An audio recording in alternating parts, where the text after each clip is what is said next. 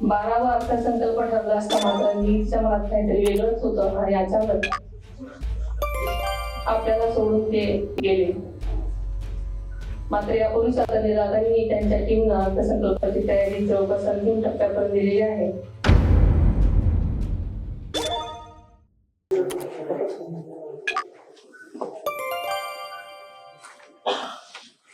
आपल्या महाराष्ट्राचे लाडके मुख्यमंत्री श्री देवेंद्रजी फडणवीस साहेब, उपमुख्यमंत्री एकनाथजी शिंदे साहेब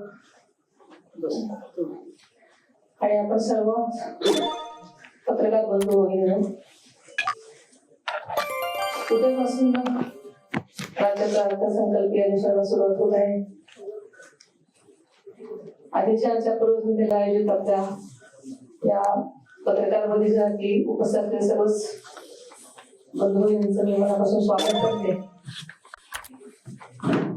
अधिवेशनाच्या पूर्वसंध्येला चहापानाचा कार्यक्रमाचं आयोजन करण्याची जो पद्धत आहे, चहापानाचा कार्यक्रम केवळ औपचारिक नसतो तर तो संवादाचा प्रभावी मंच असतो. या मंचावर राज्याच्या विकासावर विधायक चर्चा व्हावी, जनतेचे प्रश्न सरकारपर्यंत पोहोचावे आणि त्यावर मार्ग निघावा तिचे सगळे अपेक्षित असतात. यंदाचे अधिवेशन हे माहिती सरकारचं दुसरं अर्थसंकल्पीय अधिवेशन आहे.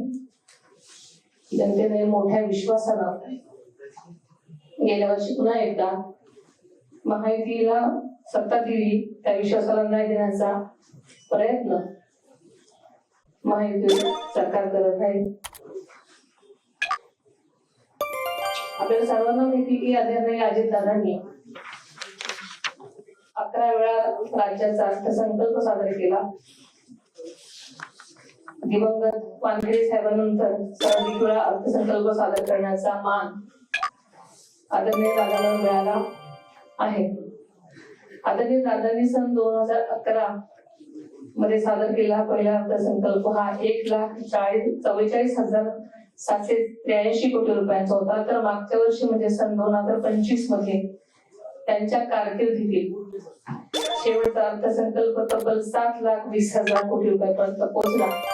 या अर्थसंकल्पीय आकारमानात झालेली भरीव वाढ ही केवळ आकड्यांची वाढ नाही तर महाराष्ट्राला सर्वांगीण विकासाकडे नेण्याचं प्रगतीचं द्योतक आहे.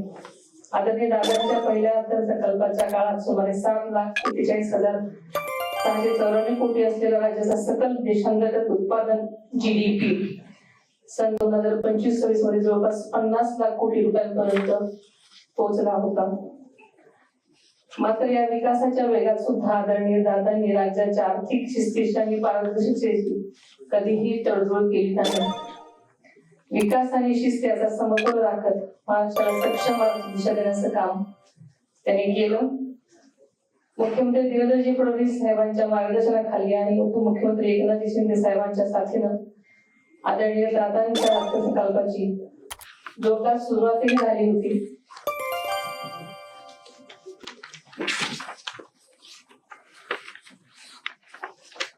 मात्र यंदाचा अर्थसंकल्प त्यांच्या कारकिर्दीतला 12वा अर्थसंकल्प ठरला असता मात्र नीटच्या मनात काहीतरी वेगळंच होतं आणि अचानक आपल्याला सोडून ते गेले.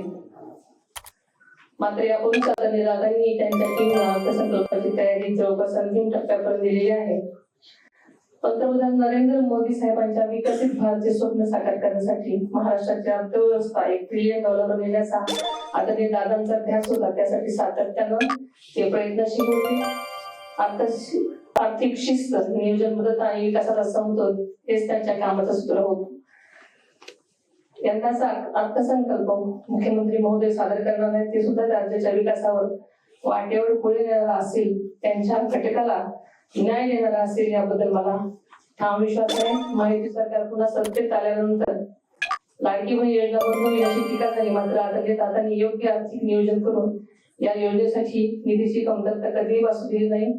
ही योजना यशस्वीपणे सुरू ठेवली. माझं हे पहिलंच अधिवेशन आहे आणि अत्यंत चांगल्या प्रकारे नियोजनबद्ध चालेल अशी मला खात्री आहे. धन्यवाद.